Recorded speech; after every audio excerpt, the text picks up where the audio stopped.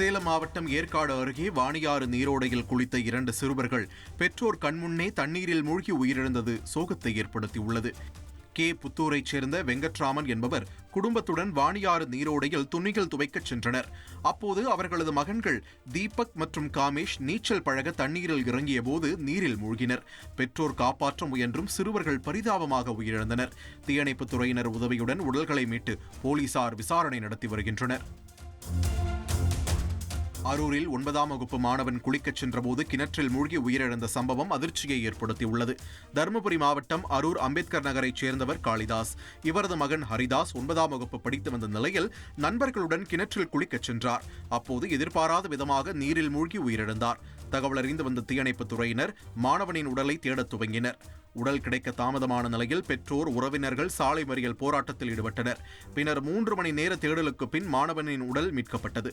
இதுகுறித்து போலீசார் வழக்கு பதிவு செய்து விசாரித்து வருகின்றனர்.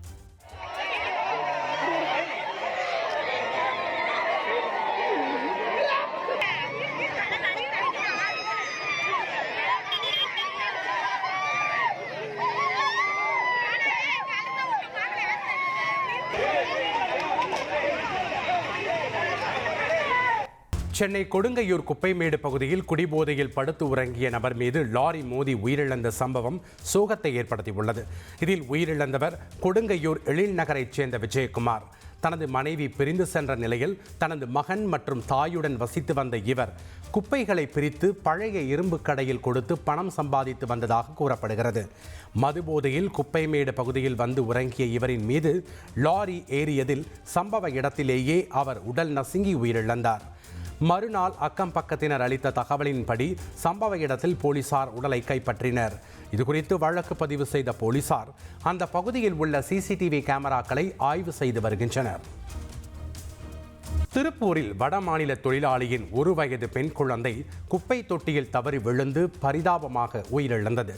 வீரபாண்டியில் உள்ள டையிங் ஆலையில் பணியாற்றி வருபவர் ரமேஷ்குமார், இவரது மனைவி காஜல், இவர்களது பெண் குழந்தை மகி வீட்டருகில் விளையாடி உள்ளது. திடீரென அந்த குழந்தை காணாமல் போன நிலையில் தாய் காஜல் தேடி உள்ளார். அப்போது அருகில் உள்ள குப்பை தொட்டியில் குழந்தை கிடந்துள்ளது.